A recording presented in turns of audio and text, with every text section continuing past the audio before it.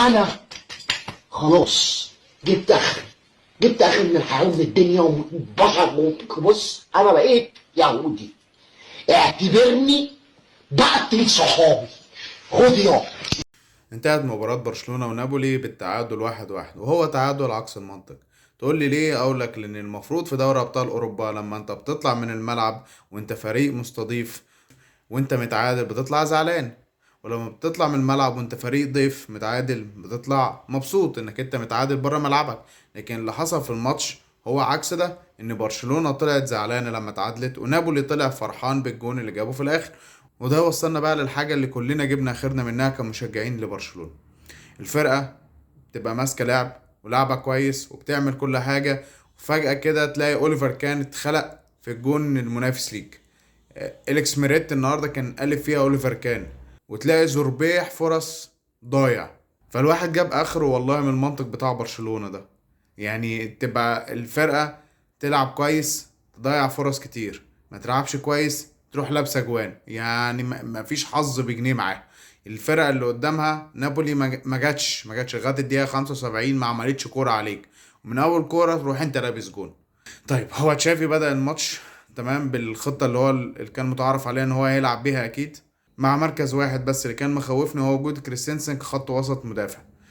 كريستنسن في المركز ده ما عندوش الليونة بتاع لاعب خط الوسط. كريستنسن بيطلع كرة كويسة وهو من الدفاع، هو بيشوف الملعب وهو مش مضغوط عليه. في مركز قلب الدفاع ما بيبقاش مضغوط عليه فبيعرف يطلع كورة، لكن هو في مركز خط الوسط ويلينك الملعب كله مع بعض كريستنسن ما بيعرفش يعمل كده. فكريستنسن ما يقدرش يلعب بارتكاز دفاعي، ما عندوش الملكه دي. هو رجله فيها كوره كويسه وما بيغلطش كتير، مش زي الدهية روميو، بس مش مركز كريستنسن. لاعب جندوجان في المركز ده، لاعب فرينك دي يونج في المركز ده، لكن مش كريستنسن. التشكيله اللي نزل بيها برشلونه الماتش ما عليهاش غبار، يعني ده افضل حاجه بالنسبه للمتاح عندك. الشوط الاولاني لغايه الدقيقه 30 برشلونه كانت مستحوذه على كل حاجه. الصعود بالكوره كانت برشلونه فيه احسن، اللعب التموضعي برشلونه كان فيه احسن، الروح بالهجمات كان برشلونه فيه احسن. ال 30 دقيقه الاولى دي كان برشلونه، يعني لو احنا مش هنفخم قوي كان المفروض يطلع من اول 30 دقيقه كسبان 2-0. نابولي ما جاش في اول 30 دقيقه، لكن مع التيمبو العالي اللي لعبه برشلونه في اول 30 دقيقه بدأ الريتم بتاعه يهدى شويه، بدأ نابولي ياخد احساس المباراة ويطلع واحدة واحدة ويتقدم لغاية ما انتهى الشوط الاول 0-0. الشوط المفروض على الاقل ينتهي 2-0. الشوط التاني نابولي في فدادين زراعة ما بين نص الملعب وخط الدفاع بتاعه. المساحة دي جندوجان كان رايح جاي فيها زي سكينة في الحلاوة كده، وده اللي اترجم في الكورة بتاعت بدري لما بصاها ليفاندوفسكي وليفاندوفسكي حطها في الجون. برشلونة لغاية الفرصة بتاعت الجون كان شاد تقريبا 7 كرات، منهم 7 كرات منهم 4 على المرمى، جات منهم بس واحدة جون. لغاية الوقت ده نابولي ما كانش شات ولا كرة على الجون. الكرة الوحيدة اللي راح بيها نابولي على الجون هي اللي جابها جون اوسيمين. دفاع برشلونة كان عامل ماتش كويس جدا، الا لحظة تجلي نزلت على انيجو مارتينيز راح عمل الغلطة البشعة دي. في ماسك وفي تدافع ما بينه وما بين اوسيمين، لكن مش الدفع اللي هو يخلي يتحسب له فاول ويتلغي الجون.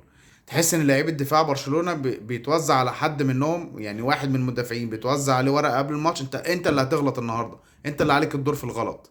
مش طبيعي ان كل ماتش غير التاني، مره اراوخو وحش، مره كوندي وحش، مره كريستنسن وحش، مره كوبارسي هو اللي يغلط الولد الصغير، مرة تاني يغلط النهاردة ينيجو مارتينيز. مش طبيعي يعني لازم واحد من خط دفاع برشلونة يعمل غلطة والشخص ده يكون مختلف من ماتش للتاني، تحس ان هي بالتناوب.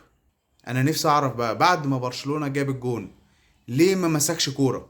ليه تشافي ما عملش تبديلات يقدر يحافظ بيها على النتيجة؟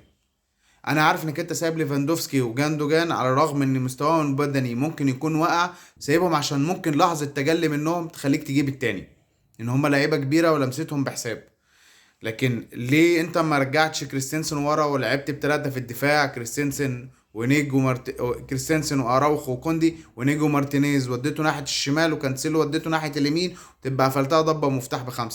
يا سيدي خايف من كريستنسن عشان معاه انذار، طلعه ونزل بداله كوبارسي اللي انت ليك 5 ماتشات بتلعبه منها اساسي يا منها بديل، يعني الواد رجله في الملعب.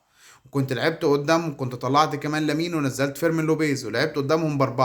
فيرمين لوبيز جنبه بدري جنبه ديونج جنبه جندوجان وقدامهم ليفاندوفسكي. قفلتها ضبة ومفتاح.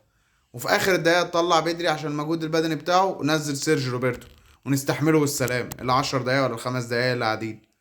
لكن او نزل هيكتور فورت الولد اللي بيلعب على ناحية الشمال وكان لاعب كويس، وقدم كانسيلو قدام خليه هو اللي خط وسط. لكن ليه ما عملتش تبديلات تقدر تحافظ عليها بالنتيجة؟ ليه ما رتبتش ورقك في الملعب انك انت اللعيبة تستحوذ على الكورة وتمسك كورة اكتر وتحافظ على الكورة وتهدي الريتم عشان تحتفظ بالكرة وتمنع ان الفريق التاني يتعمل عليك مرتدات، يلعب عليك مرتدات ويجي في الجون. انت كنت في عرض انك تطلع الماتش ده كسبان اكتر ما انت متعادل، حتى لو التعادل ده حاجة كويسة ليك. بس انت انك تطلع كسبان، انت كنت كده كنت هتاخد نقطتين في النقط اللي انت محتاجها عشان تتأهل كأس العالم للأندية. انت كده خدت نقطة واحدة بس النهاردة، انت بتحسبهم بالنقطة ان انت مش ضامن الماتشات اللي جاية هتبقى اصعب عليك. اخيرا الماتش اللي عمله برشلونة النهارده يقدر يبني عليه، يقدر يبني عليه ان هو ال3 اسابيع اللي قاعدين له لغاية ماتش العودة يحاول تشافي يعمل فيهم اي حاجة يزود الحدة والنجاعة بتاعت الاهداف، وتزيد حدة برشلونة في الماتش. الضغط الجامد اللي يعمله، الضغط الشرس ده لسه برشلونة مش قادر يعمله. المفروض شافي يزود النقطة دي في الفترة اللي جاية، ويحاول يشوف حاجة في خط الضحك اللي ورا ده، يحس ان اللعيبة كلها بتاعت خط الدفاع متوصلين بسلك وكل واحد ليه سلكة منفصلة، مرة واحدة كده واحد منهم سلكته بتتشد فيفصل يعمل غلطة، يتصرف بغباء. لازم يشوف حل تشافي في خط الضحك ده، لازم نلاقي له حل. برشلونة عنده فرصة كبيرة بالتأهل. انت بتلعب هو وحش. برشلونة وحشة جدا على ملعبه الموسم ده، بس انا شايف ان فرصته اكبر من فرصة نابولي، بس على شرط ان ما يدخلش فيه جوان في العودة. انت متعرفش نابولي كمان 3 اسابيع هيبقى زي دلوقتي ولا احسن. نابولي لسه مغير مدرب، ودايما الاستجابة الجديدة بتاعة المدرب الجديد بتبقى احسن من اللعيبة. فاتمنى اني حتى لو مستوى نابولي عالي في العودة احنا نكون عرفنا نعمل حاجات افضل، نكون عرفنا نثبت حاجات احسن من ناحية النجاعة ومن ناحية الحدة والشدة في اللعب ومن ناحية التكتيك الدفاعي ومن ناحية منظومة الدفاع تظبط اكتر من كده. اتمنى نشوف ده يتحسن من تشافي قدامه. مش عايزين الدوري خلاص، الدوري كده كده راح منك، ريال مدريد خده. استغل مباريات الدوري انك انت تأسس فيها اساسيات لمباريات دوري ابطال اوروبا، جهز فيها اللعيبه. واتمنى لغايه ماتش العوده ما يكونش فيه لعيبه غايبه ولا لعيبه مصابه، واتمنى الحظ النحس يتفك عن الفريق ده. شكرا.